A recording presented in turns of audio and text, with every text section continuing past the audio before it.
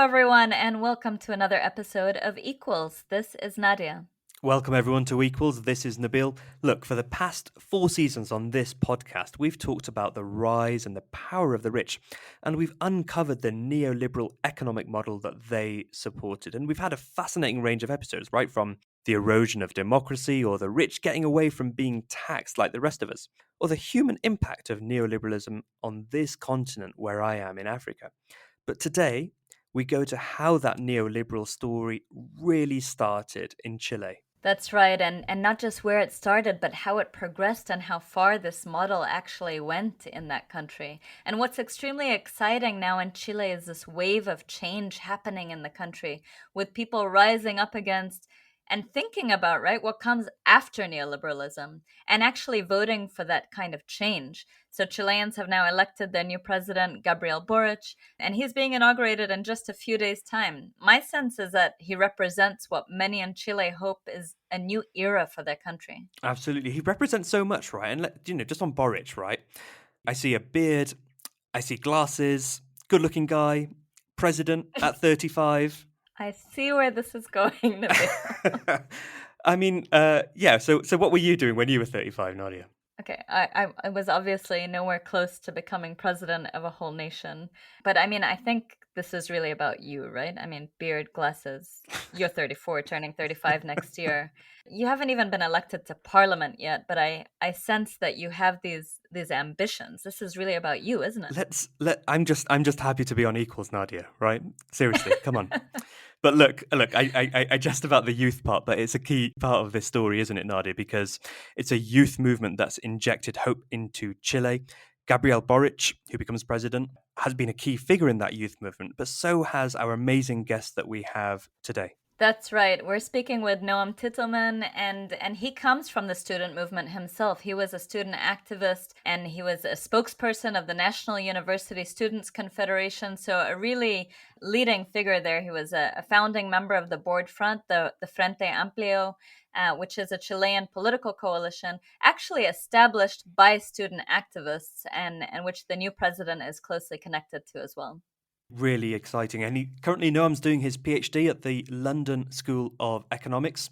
We'll speak to Noam. We'll also close our episode speaking to Anna Arendar. She's an expert on inequality in Latin America, where she's from. We'll get her analysis, and we'll also ask Anna, are we seeing, a wider progressive wave across Latin America? Really looking forward to that. So shall we get to know him then? Let's do it.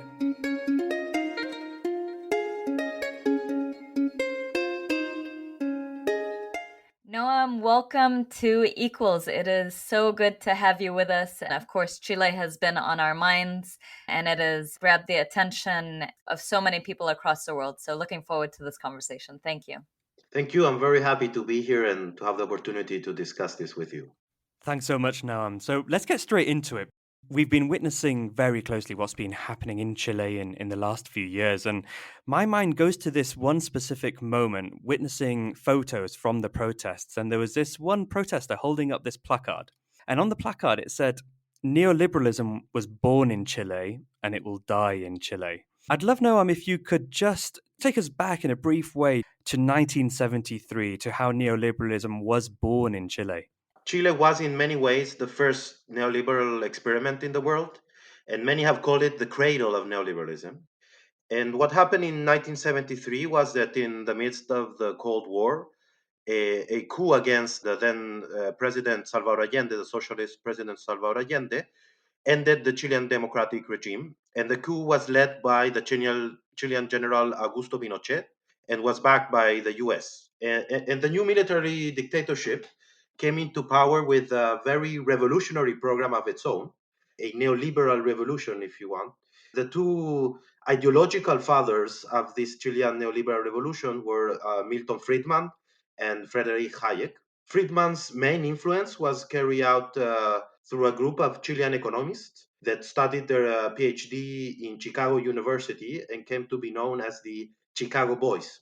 And they played very important roles in the dictatorship and implemented a program of massive privatization, economic liberalization, and union dismantling. I would say a particularly noticeable process of privatization was the privatization of several social rights, such as health, pensions, and education. And in many ways, Chile pioneered this process that was later replicated across the globe in the late 80s and early 90s. And I would say that one process of privatization, which is still unique, or at least to the extremities implemented in Chile, it is unique, is the privatization of education. So today, most Chileans go to private charter schools. This is private owned schools that are subsidized by the state, that until very little could charge copayment, select students, and be owned by for profit entities. So that's the big influence of Friedman. The second father of the Chilean neoliberal revolution is Hayek. Hayek visited Chile several times and controversially affirmed that he preferred a quotation here, liberal dictatorship, that is what he called Pinochet's regime, over a democratic socialist government. And he played a very important role in giving the regime philosophical and political legitimacy, both internally and externally. And Hayek is also very well known for his role in promoting neoliberalism across the globe.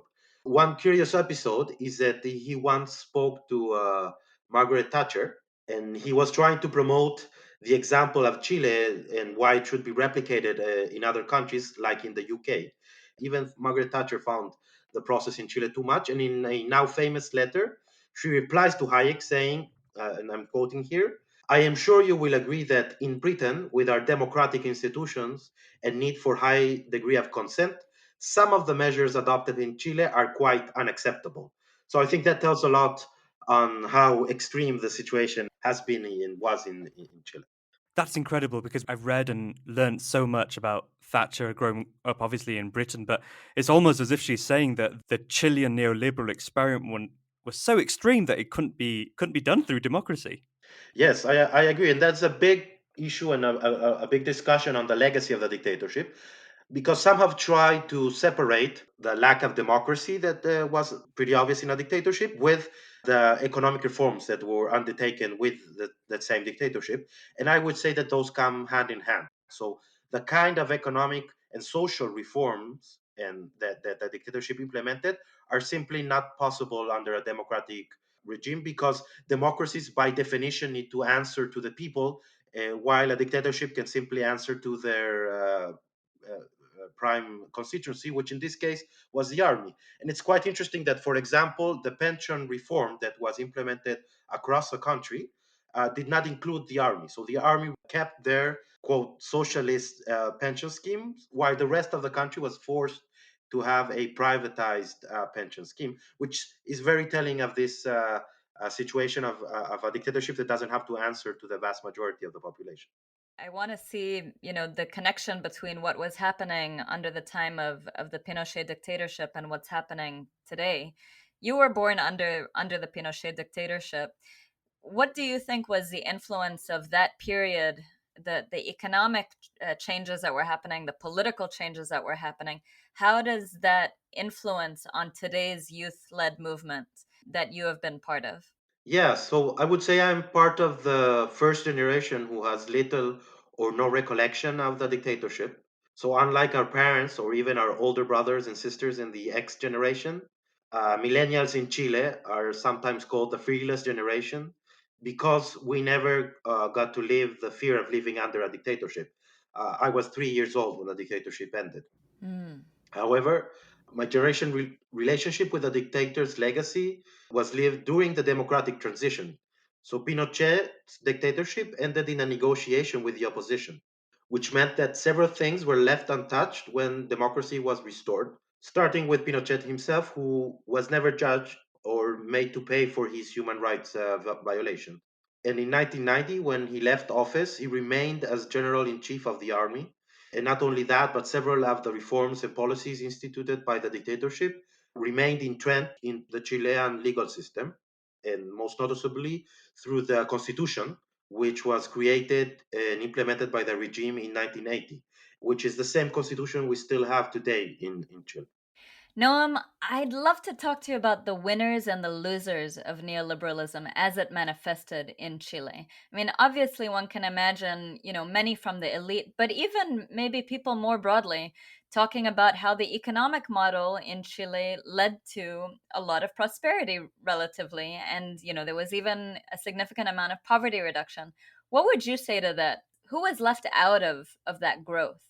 So one thing I think is an undeniable truth is that the period that followed the dictatorship, the 90s and the 2000s, saw an amazing increase in Chile's income and the reduction of poverty. So between 1990 and 2013, poverty fell by 80%, and the disposable income of homes doubled. Nonetheless, income inequality in that period decreased minimally, and the richest 1% still today concentrates almost 30% of national income. But in a very unequal region like Latin America, Chile's income inequality is actually around average. So it's no wonder that Bloomberg recently called Chile a neoliberal haven because of this reduction of poverty and relative stability, institutional stability. So it is true that compared with other countries with similar GDP per capita, Chile's inequality is actually very high. And as a recent report of the UN Economic Commission for Latin America and the Caribbean, the ECLAC, has shown, it has the highest concentration of wealth in the region. So just 9 Chilean billionaires control 14.2% of the wealth. But for the most, and I think it's important to be honest with this and to calibrate the critique to neoliberalism, for the most, Chilean recent economic history has been called a success story. And I think that is why, when the massive social protests started to emerge, first as student protests in 2006 and 2011, and then as widespread social revolt in 2019. I mean, several analysts were baffled, and I think a lot of them being very critical of neoliberalism and of Pinochet dictatorship were still baffled to understand why so many people went to the street and revolted against this regime. Yeah. It's no secret that on this podcast we're very critical of neoliberalism and very critical of inequality. But you've just talked about a poverty reduction of 80% in that era that you described. Yeah. You're almost saying it almost sounds like the inequality was worth it. So here's where I think the interesting question comes, and the serious critique to neoliberalism comes. I think the Chilean case gives a unique perspective of the problem of neoliberalism in the sense that we need to answer three questions. First, I think the most interesting question is is at what cost? What was the cost of this growth? The second is, was it possible to do it in a different way? And the third is what to do with the deficits and blind spot that this form of growth created. And I would say that it's very interesting to summarize this in something that happened during the 2019 social revolt. There was an audio from the first lady sent to her friends, the first lady, the wife of the Chilean president, and this audio was leaked. And in this audio, she said two things. First, that she did not understand where all of these protesters came from, and that they seemed to be like, it seemed to be like an alien invasion, and she used this word of an alien invasion. And second, she said that it seems that it was going to be necessary for them to share their privileges. This is also her words, to share their privileges. And I think this audio summarizes quite neatly the Chilean paradox, which is that the privatization of every aspect of life, the incorporation of market logic to every interaction, has meant the total destruction of the spaces for basic social cohesion. Wow. So, like I mentioned before, in education, this is very noticeable. Although Chile has a relatively good scores for the regions in standardized tests, it also has the second most segregated educational system in the world. So one of the side effects of the charter school system, exacerbated by co-payment and selection, is that schools are perfectly segregated by income levels, not only between the wealthy and the rest. Every economic level has its school and does not mix with anyone marginally better or worse off. Wow. Wow. So in a society like that, people from other social classes start to look like aliens. And I think that is what is behind some of the problems that neoliberalism has brought, or this way of growing economically has brought to Chile. Branko Milanovic described it in a very graphical way during the social revolt. He said, the richest 5% in Chile has an income like the richest 5% in Germany, while the poorest 5% has an income like the poorest 5% in Mongolia. Mm. So two or several countries live within the same country with little or no interaction between them. This is because that income inequality is reproduced or even exacerbated in every aspect of life: education, health, pension, housing. And that does not come without a price. And for example, According to recent surveys in Chile, 86% of Chileans believe their country is being governed for the powerful and not for the people. And Chile is one of the places where people distrust most of their authorities in Latin America, even though it has a higher GDP. Well, and is that the question that people were asking on the streets, that there must be another way? I mean, you said many wondered why people were taking to the streets, and then you described the stratification in society that resulted from this neoliberal model. So in some ways, I'm wondering how the movement even came together, and what sort of sparked the protests. Like, was there a moment that led to those protests, and what were the demands of the people? Yes, this is very interesting because it was a movement that didn't have any known spokesperson or organization behind it. Even to talk of precise demands is very hard because this was a very spontaneous movement. And the spark that initiated everything was an increase in the price of public transport. A relatively minor increase, which followed several comments by ministers on comments that people felt were at least distasteful. So, for example, one minister said that if people were unhappy with the increment in the tariff of public transport, they could wake up earlier so they could pay less in the valley hours of public transport, which people felt was very disrespectful and sort of shown a disconnect between the elite and what most people were living. And at the same time, once this movement started and took to the streets and became a massive movement all around the countries, other things appeared. And I would say that the big slogan of the movement was that it wasn't 30 pesos. 30 pesos was the increase in the public transport fare. And the slogan was, it's not 30 pesos, it's 30 years. And more broadly, I would say on the question, was there another way to get that growth? And I think there are other examples of countries who have managed to jump from low income to middle income. And in the region, for example, Uruguay has been pointed out as an example of a country that managed to grow from low income to middle income without sacrificing social services, without having to privatize social services, maintaining an important level of security nets from the state, with a lot less inequality of income than Chile, with a lot more trust in government parties and elites. So I do believe that there is a different way, and it's not that we are all condemned to have a neoliberal path to become a middle income country. It's very interesting how you point out there about how it came about and how it didn't really have this kind of leadership to it as well. But was there a cohesive set of demands that brought it all together? What was, if we called the collection of the problems neoliberalism, what was a collection of the solutions that you were bringing forward? Yes, I think it's a great question because I wouldn't say that the movement had already developed the solutions. They had a very developed critique of the elite, and I would say it was above all a anti-elite movement. I wouldn't even be sure if it was a properly anti-neoliberal movement on its very basic origin. It was above all a anti-elite movement, and it was translated in a myriad of different demands: pensions, education, health, but also a strong demand for the Native American people of Chile, a lot of demands in terms of gender equality as well. There was a huge feminist movement behind the uprising as well. So I would say there was a collection of in a vast myriad of demands, and the big element that unite all of them was a strong critique to the elite. And I think part of the difficulty has been to translate that into a proposal for a new social, political, and economic regime. I really love how you brought that together there, Noam, because so often we look for the list of the what, right? And but the how of the different movements, including the different marginalized communities coming together, is just as important. Now, you've touched on there looking forward now and articulating what comes next. And I want to take us to the newly elected president. While he was a student leader, you were a student leader at the same time as part of that common movement. We're going to get to the policies in a second, but I'm really just dying to know, like, what's he like?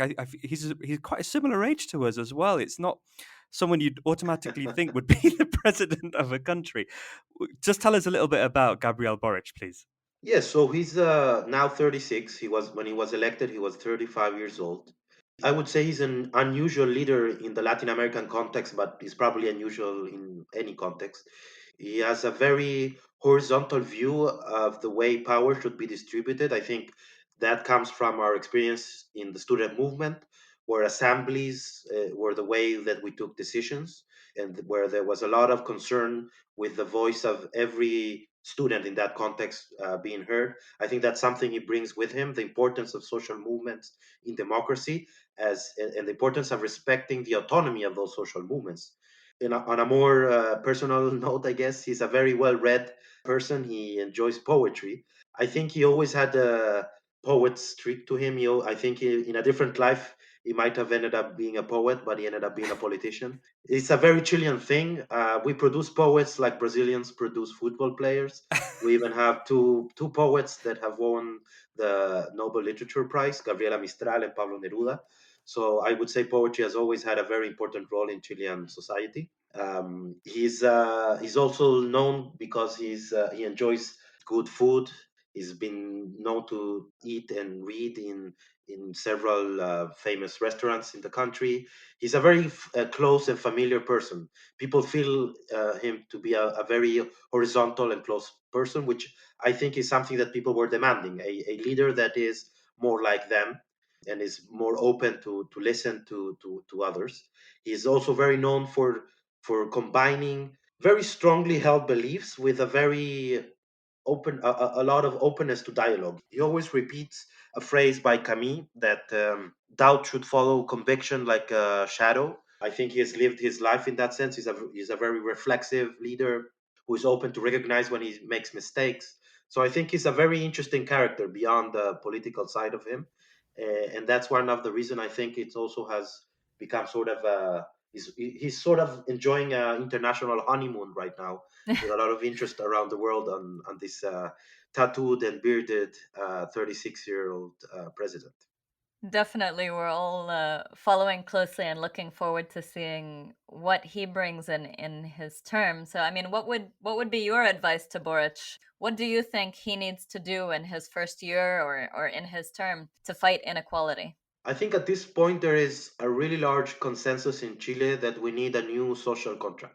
And part of it has to do with the Boric governments, but also there is currently a constitutional process. We are writing a new constitution in a constitutional assembly, which is very interesting because unlike Congress and the traditional political elites in our country, this assembly includes several social activists. It was designed to have parity in gender terms.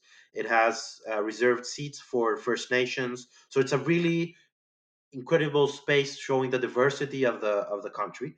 And I think Boric's main challenge is going to be leading the process or accompanying the process in terms of forming this new social contract in the way that I think is natural to him, which is by forming and creating a lot of social dialogue. I want to ask a question here about reality. You know, neoliberals, those who have benefited, they will have reason to want to fight back, to resist. How can the project of equality, and let's say the project of hope, how can that be safeguarded from elite power? One of the things that Boric needs to do is to combine a hope for change with also a promise of a new order, of a new tranquility. There's a nice quote by Iñigo Errejón who says something like that sometimes the most revolutionary thing that a municipality can do is to pick up garbage on time. That also is sometimes a revolution.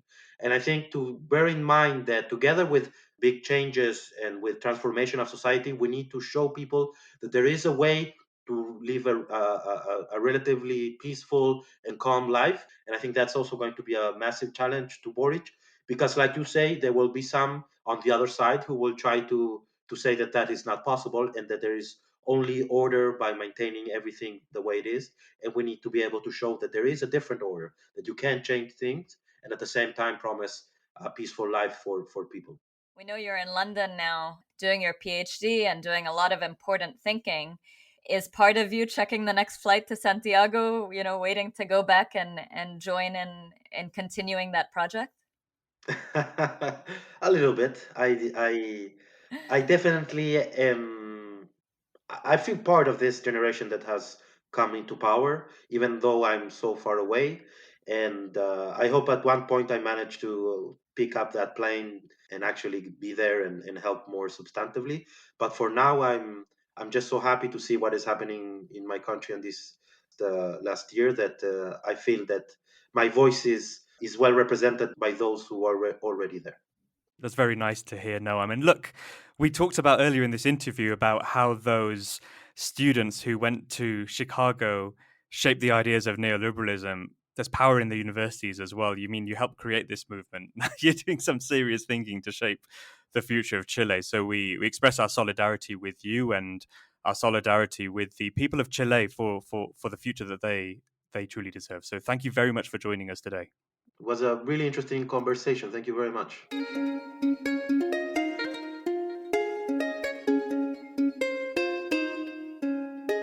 Nadia, that was a really engaging interview. I really enjoyed it. I've got a bunch of scribbles in terms of my favorite things that Noam said, but one of the real highlights for me is when he talks about how sometimes the most revolutionary act is to collect the garbage on time. I just love how straightforward and non-ideological that is. It really was, and it was a fantastic interview. I think for me, one of the really sharp moments was when he said that Margaret Thatcher herself thought that Chile had gone too far, and for me, that just really blew my mind. Oh, absolutely, Nadia. Having looked into Margaret Thatcher, I really was struck by that statement. He also provided us a lot of hope, and he spoke about a fearless generation and the role that fearless generation has played in bringing forward progressive ideas in Chile. Now, speaking of fearless, I'd love now to welcome Anna Arendar from Progressive International onto the podcast. Anna, you're a good friend, you're Argentinian, you've worked in the region for years. It's really wonderful to have you on. Welcome. Thank you. It's such a pleasure to be on. I will try not to cringe too much at your intro, Nabil, and forgive you because you are my pal. It's an absolute pleasure to be here. And look, Anna, I know you and Max are pretty tight, so you must be a little bit gutted that Nadia and I are interviewing you today. Not at all. You two are my favourite Equals presenters. I mean, Max is definitely my favourite Equals presenter, but oh my God, over to you, honestly, I'm right here, man. You see what I have to put up with, Anna? It's the Nadia and Nabil show, Nabil. Ooh, Max, you hear that? Anna, it is great to have you on. And I'm curious. I mean, you've heard the interview now. What were the highlights for you? Oh, it was such a fascinating interview with Noam. It really, really was. And for me, it just really struck me when he was asking us to think about the costs of the economic growth and poverty reduction that we saw in the 1990s. And it made me think about the slightly longer view of that. You know, like when Pinochet first came in during the really authoritarian years in the 70s and 80s, thousands of lives were lost in Chile. There was huge amounts of repression, and for them, you know, that was part of the strategy. That was part of what Perry Anderson called making democracy safe for capitalism.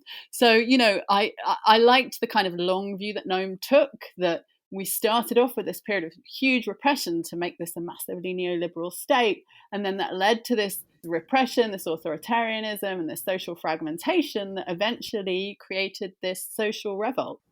Absolutely. I really appreciated that myself. And Anna, you were a journalist in Latin America during what has been termed the pink tide, right? That sort of wave of left-leaning leaders coming into power in the 2000s in the region. And I'm curious, I mean, that was in the 2000s. Today, Latin America is led by a very different type of politicians. And I wonder, you know, is Chile unique then in what we're seeing, or do you think we could expect to see that kind of wave and those developments happen across the region again? Yeah, absolutely. I mean, we already have lots of talk of the pink tide ×2 this time around, because in recent years we've seen the re-emergence of left-wing governments in Latin America, you know, from Mexico to Argentina to most recently in Honduras, and then two key elections coming up in the next 6 months, firstly in Colombia and then in Brazil, where the left-wing candidates are leading in the polls. So it looks like, yet again, you know, we're going to have this solid block of left-wing governments in power in Latin America. And what's exciting about that is the potential for progressive policy change. Last time around, there was some really progressive policy introduced that brought down poverty and inequality without those huge costs that Noam was talking about. So what are we going to see this time in terms of progressive policy wins? That's really exciting for the years ahead. And Anna, let's go there as well, because this is the most unequal region in the world. And you've talked about progressive governments on the rise. What kind of actual policies could we be seeing implemented in the next few years to reduce inequality?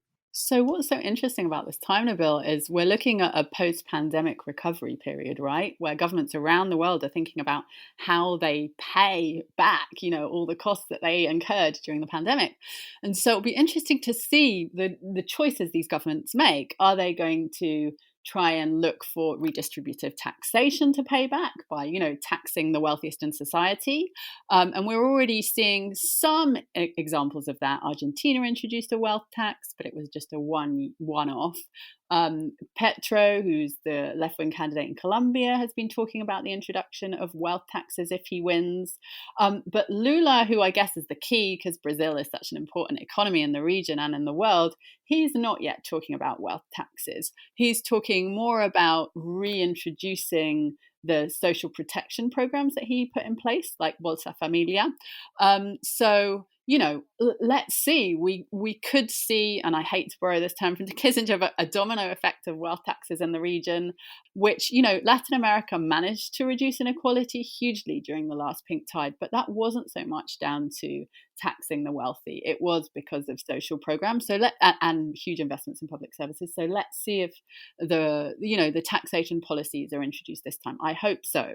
That sounds very interesting. We know that there's huge momentum worldwide now on the issue of the need for wealth taxes as well. You've spoken very eloquently there about the economic policies. Just to wrap up, just a word on, can we also expect socially progressive policies as well?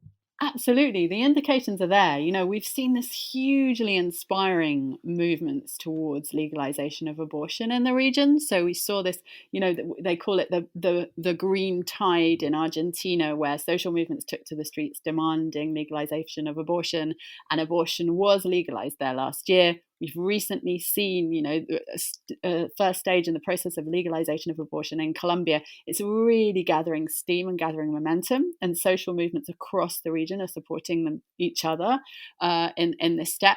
So now I'd be interested to see whether Colombia and Brazil follow suit. Lula tried to introduce the legalization of abortion last time he was in power, but really the tide was against him then. Given the regional momentum for this policy, it would be incredibly positive if Lula was able to push it through this time around. It would be a huge win for women's rights and reproductive rights in Brazil. So I think we will continue to see a positive kind of pro-abortion policies introduced in the region, and also policies that will give greater recognition and greater rights to indigenous communities. We're seeing that is a key part of the constitutional reform that is being discussed in Chile right now. And hopefully that also will have positive repercussions in other countries in the region too. Absolutely. I hope so. And I mean, it's just so inspiring to see these different movements coming together as well across the region. Anna, it has been such a pleasure. It's always so good to hear your analysis and learn from you. Thank you for being with us. The pleasure was mine. Thank you both. And I really appreciate how you can just jump from country to country across the continent and provide such a great analysis. So really, thanks for joining us. Thanks. We'll invite Max next time. We certainly can. And hey, everyone, thanks for joining us on Equals today. Please do leave us a review. Please do share with your friends. We're on Twitter @Equals. Hope join us next time.